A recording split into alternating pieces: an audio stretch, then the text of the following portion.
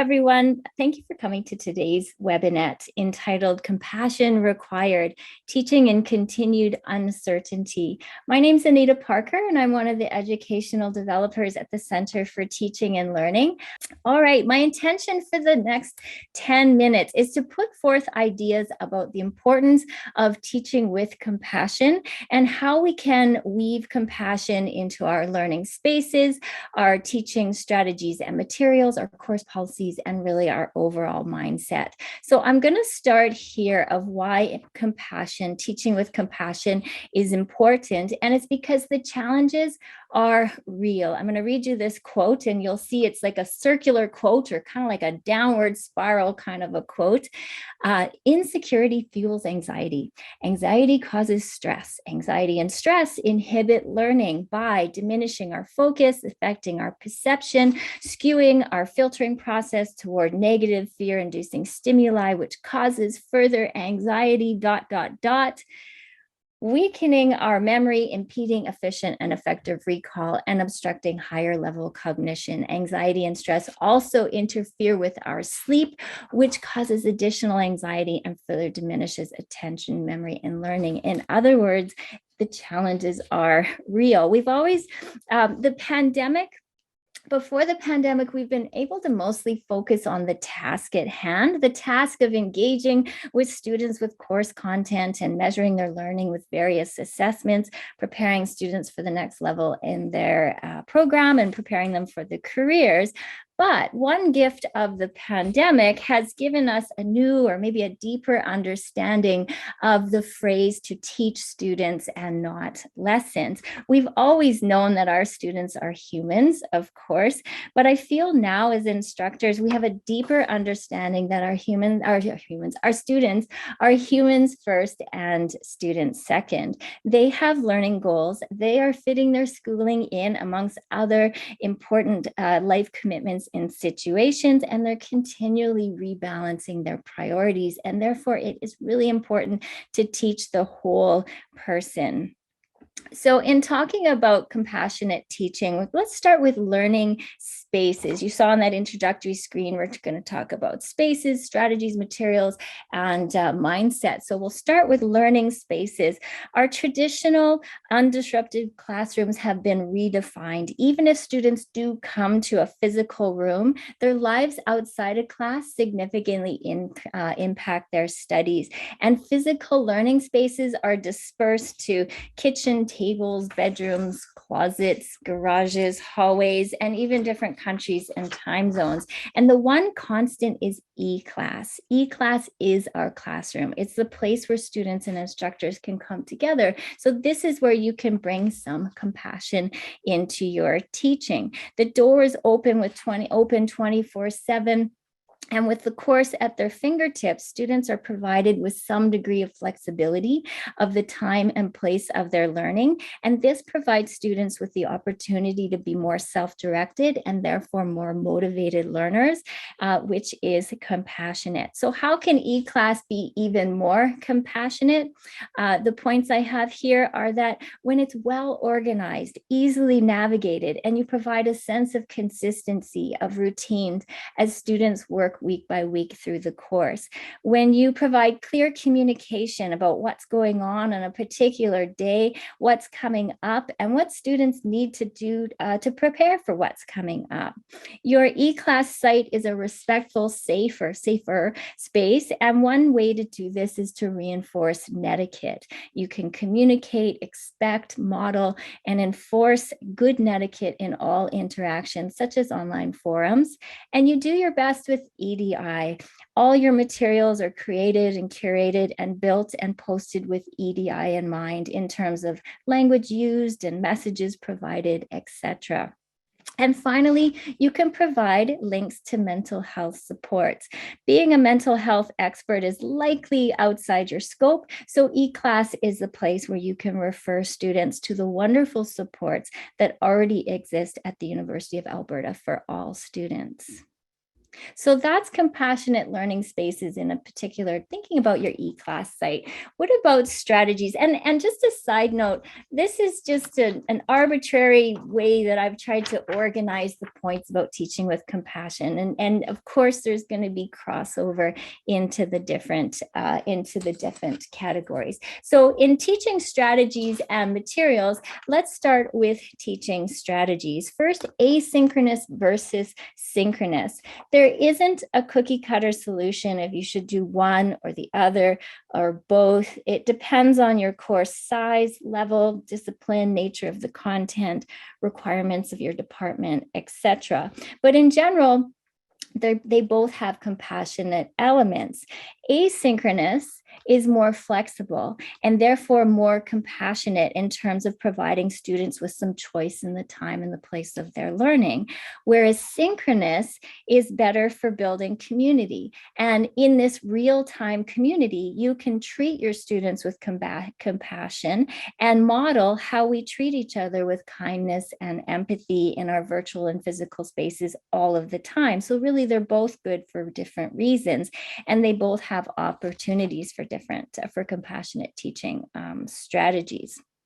Attendance, there's a number of pandemic related reasons why students might be missing class these days. Our pre-pandemic expectations of attendance may need some careful thought at this time. And all I'm going to provide for you today is just some further reading on attendance, an article that we put in the Quad last November called When Students Ghost the Course, Helping Instructors Manage Absenteeism During Pandemic Times. Zoom camera expectations. The best approach right now is to encourage students to have their cameras on, but not to make it mandatory.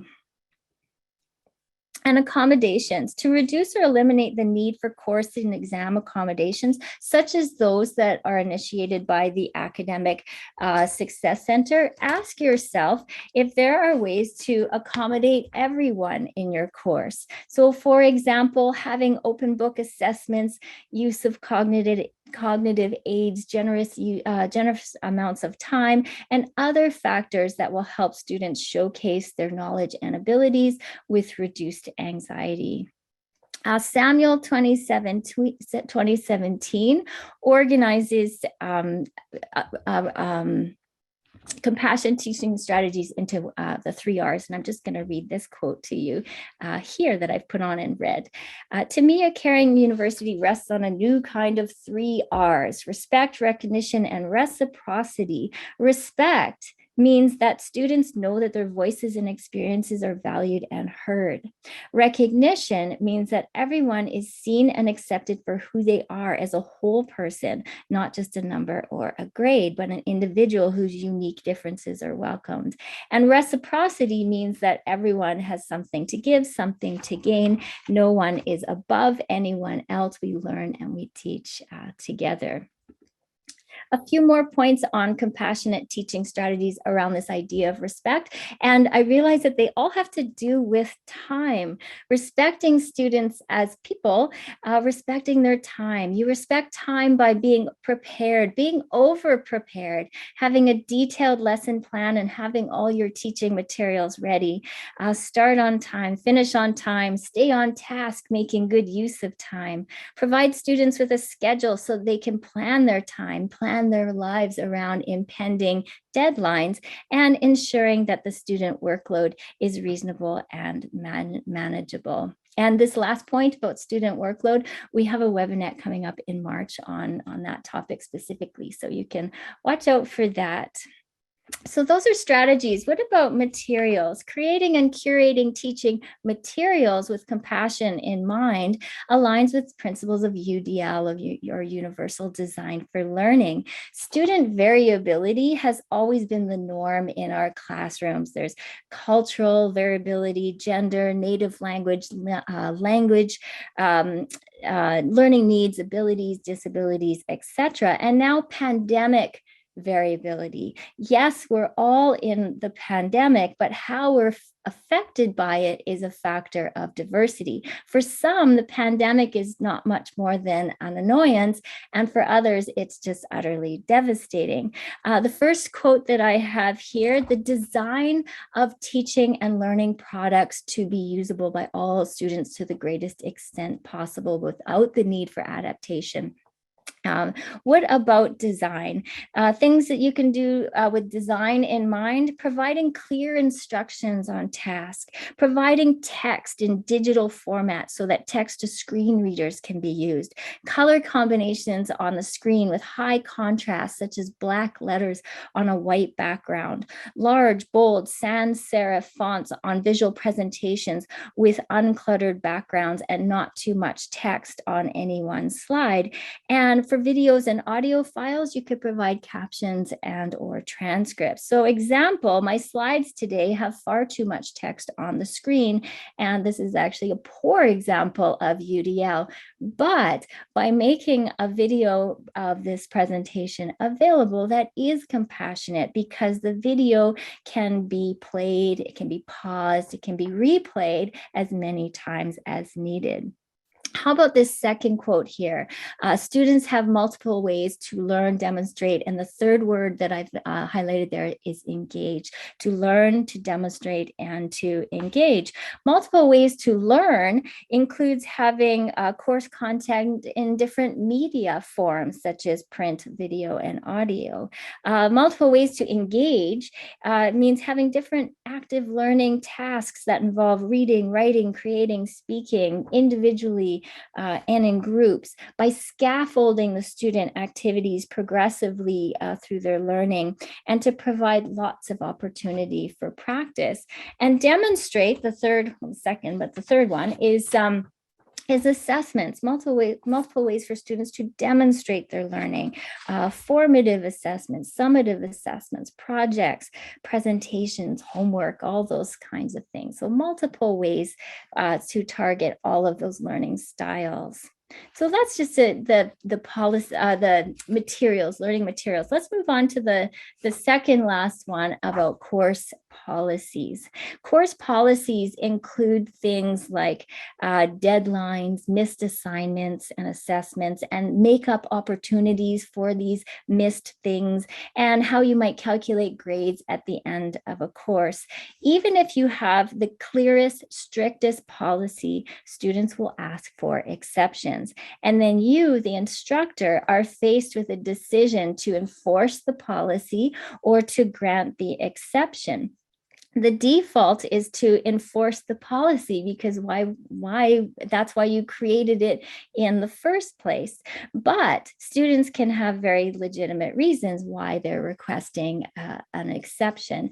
I've just picked one element, grading leniency, to look at today. I'm going to zigzag a little bit from left to right on this screen: the benefits of grading leniency versus maybe some of the downsides of it.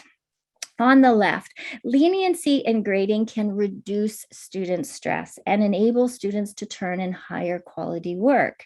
However, to the right, leniency in grading can increase student stress, because procrastination can lead to a compounded workload and ultimately result in students not turning in any work at all. Grading leniency on the left is encouraged in these unprecedented times. However, to the right, perhaps being lenient is not fair to students who hand in their work on time. It can result in a huge workload for instructors who get everything handed in at the end of the course. It can be problematic if formative work isn't completed before summative assessments, and instructors can't provide students with the feedback they need in a timely manner. And possibly grading leniency can result in students being unprepared for their next course in a program sequence, or unprepared for their new careers. So there's just no easy answer on this one.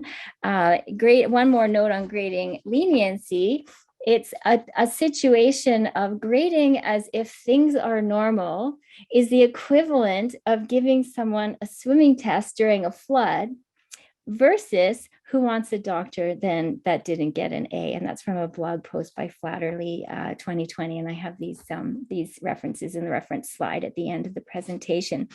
Some questions that you can ask yourself is, how can you create your policies with leniency and with flexibility embedded? Strictness and leniency don't have to be polar opposites. There is some middle ground. And can you consider your course learning outcomes? What is essential and what might just be just some extra stuff? And what do students really, really need from your course?